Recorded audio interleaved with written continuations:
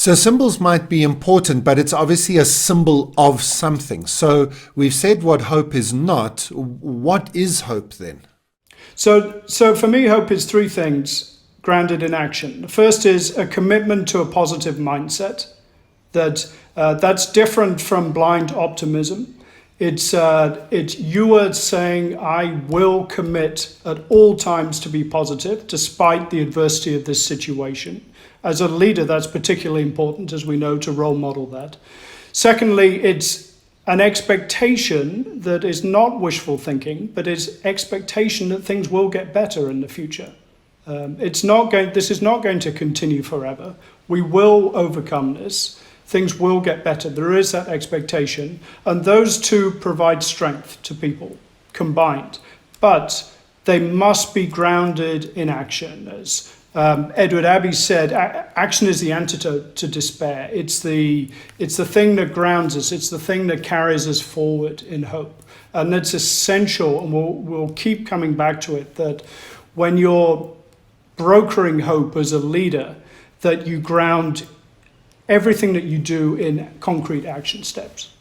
Now, Nick, I've heard you talk on this before, and having said that, if we just stopped there, I think we'd be leaving people short, because you are particularly passionate about helping people to understand the danger of getting this wrong. And that in it, especially in a time of crisis, if leaders get this aspect of hope wrong, it can actually do more damage than trying to give false hope. And I think you've got a few examples, don't you?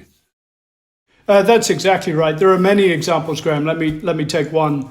I don't know if you've read the book or seen the film Touching the Void.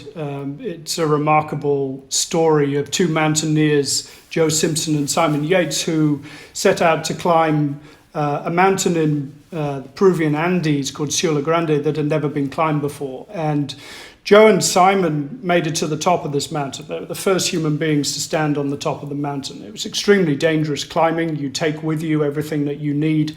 And if anything goes wrong, it's almost always fatal. And they made it to the top. It was an absolutely stunning achievement. You can only imagine what it must be like to stand on the top of a mountain for the first time. And this is about 20,000 feet or 6,000 meters or so. On the way down, Joe slipped and broke his leg. And in this type of climbing, that is almost always fatal. And there is an assumption among mountaineers that the person you're with, your partner, should continue down alone on the mountain and leave you to die on the mountain. It sounds harsh, but that is the reality, so that both of you don't die. In this case, Simon Yates, Joe's partner, tied rope around his waist and around Joe and lowered Joe down the mountain 300 feet at a time. It was astonishing. It was brutally cold. It was getting dark, and it was working. Incredibly, it was working. Until Joe, in the darkness, went over the edge of a cliff and was dangling, unable to do anything, suspended over a terrible drop of thousands and thousands of feet. Joe and Simon sat there on the mountain for a long time, and finally Simon realized that there was simply nothing he could do, and both of them were going to die. So he made a decision which none of us would ever want to make. He cut the rope, and Joe fell from that rope down, who knows where, from Simon's point of view. Simon continued down the mountain and returned to base camp. Joe, meanwhile, fell into a deep crevasse and astonishingly was still alive with a broken leg. And he then was faced with an appalling decision, and that was he couldn't climb out, so he had to go deeper. So he goes deeper into the crevasse, into the darkness, to look for an escape route. Again, almost miraculously, he found one, crawled out of the mountain, and now faced a 3-day crawl to get back to base camp with a broken leg. And he literally hopped down the mountain. I set the scene because what happens next is significant for us understanding hope. Joe, after 3 days, finds himself in the middle of the night, face down in the latrine, about a few hundred yards from base camp. And he suddenly has the realization, in his delirium and physical exhaustion and almost mental breakdown, that there's no reason why Simon should still be at the base camp. he should have left by this point. And Joe has this horrible thought that he's going to die alone, so close to being back at base camp, to being saved. And he says, I made the mistake of having a little bit of hope. I made the mistake. And he said it literally almost killed him in that moment, that he just felt like giving up totally. He said, I lost a piece of myself. And as it turned out, again, astonishingly, Simon was still there and rescued Joe, and he fully recovered and went back to mountain climbing after many operations. But there's an important message for us here, that hope is dangerous, it's risky. And if you're a leader, I think of this as when I was a child, I used to set out in wintertime and walk over ice. We lived in an area of lakes in the UK, in the Lake District, and at wintertime they would freeze over.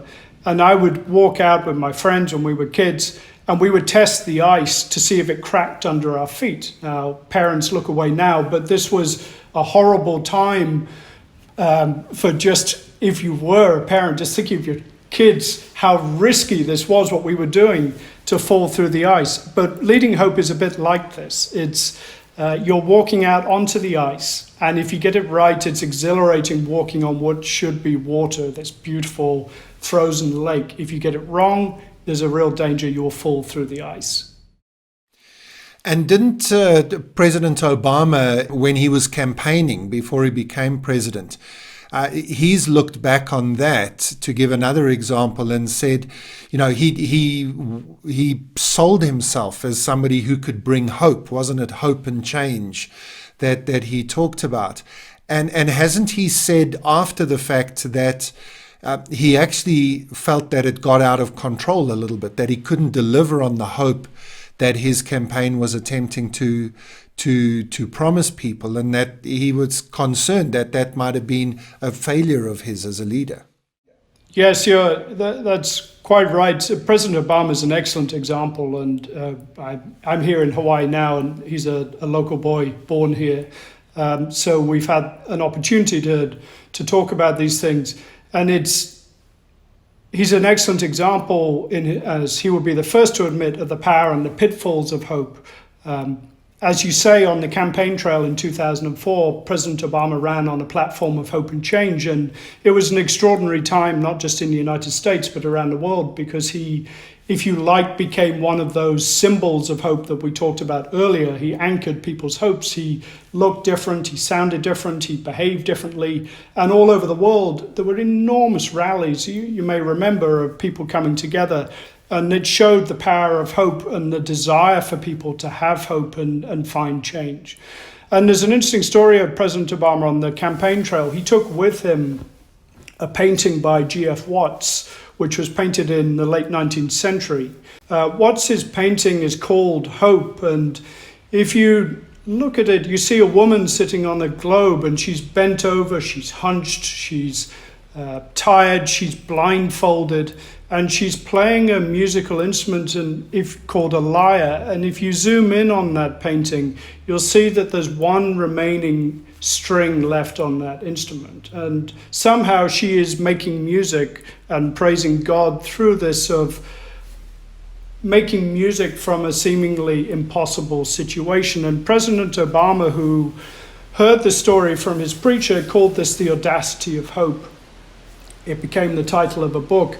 And it's a beautiful phrase. And in it, he speaks eloquently about hope. And he did so when he was re-elected as president in 2008. And he said that hope is something that's inside us. And that's an important statement, because it means for leaders, it's the work of the deep work of interior landscaping. It's we lead out of who we are. So this is inviting us to do the work that is the most difficult work of all in leadership, to build that interior capacity, to make behavioral changes that come from deep within. And secondly, President Obama said that despite all the evidence to the contrary, there is something better ahead of us if we have the courage to work for it, to fight for it, and to just ground it in action and to make this happen by reaching for it and to work and working for it. So again, we see the action-based approach combined with you lead out of who you are. Hope is inside us. But as you say, President Obama is an excellent example, and he would be the first to admit this and has, that he failed to manage people's expectations. And he was accused of false hope. And there are many examples of this. As a cartoon we have of President Obama feeding people false hope as medicine. And he said his failure was that he didn't let people down at the rate they could bear. Expectations were so high, and it was almost impossible, or he would say he failed to do it. He failed to let people down, to bring people back down to reality again. To make things manageable and realistic, if you like, for people. So, Nick, if you get this wrong as a leader, what are some of the pitfalls that could happen? What could go wrong if we make that mistake and we don't manage expectations and we deliver wishful thinking instead of realistic hope? What happens then? Yeah, this is where we really get to the crux of the matter, the pitfalls. Firstly, there's a huge dependence on authority, particularly if you have a charismatic leader or a strong personality. Employees in a company or people in an organization can become very dependent on the senior leadership to provide hope for them. And this can lead to a paralyzing passivity. A failure to engage, a failure to be entrepreneurial, to develop new initiatives, just a dependence on the authority of senior leadership. But more significantly within this is, if senior leaders overpromise and underdeliver, you will find huge anger and a feeling of betrayal that stems from this feeling of betrayal. And that anger is pervasive and it's powerful. And leaders should be very aware of the risks of leading hope here.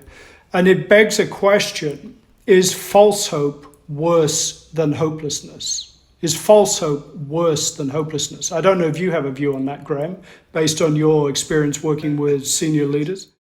Yeah, I mean, that's quite a question. I mean, you wouldn't probably want either of those. But I think, I suppose my experience would be that I can see an immediate danger. If everybody's feeling very hopeless, you can come in a little bit as the savior of the situation, because you are the leader. So what you say is given more weight and seriousness. So you give false hope to people. They then thank you for that. They're so grateful that you gave them some hope. But then if that turns out to be false hope, as you say, there can be an even bigger backlash, because there's a backlash of insecurity, anger, and almost collapse. So, I mean, I would probably guess that false hope is more dangerous in the long run anyway. That would be my view as well. You're certainly right. If it's tempting for a leader to be a savior in a terrible situation, in a very difficult situation, it's seductive, and leaders should beware that trap. For me, the false hope is worse. If you had that, with hopelessness, there's always the possibility that you can turn things around. You can light a spark and get things going. With false hope, it's a long way back if you've lost the trust of people. You've already gone down a path, and then you realize it's the wrong path, and you've actually got to, as you say, you've got to come back up that path again. You have, and there's research that suggests that if you do lose trust, then you need to take 7 positive actions for every 1 step that's led to that breakdown of trust. In other words, you have to work extra hard, and it's just a very long, hard road back to regain that trust. So false hope is your worst enemy as a leader when you're attempting to lead hope for people during adversity.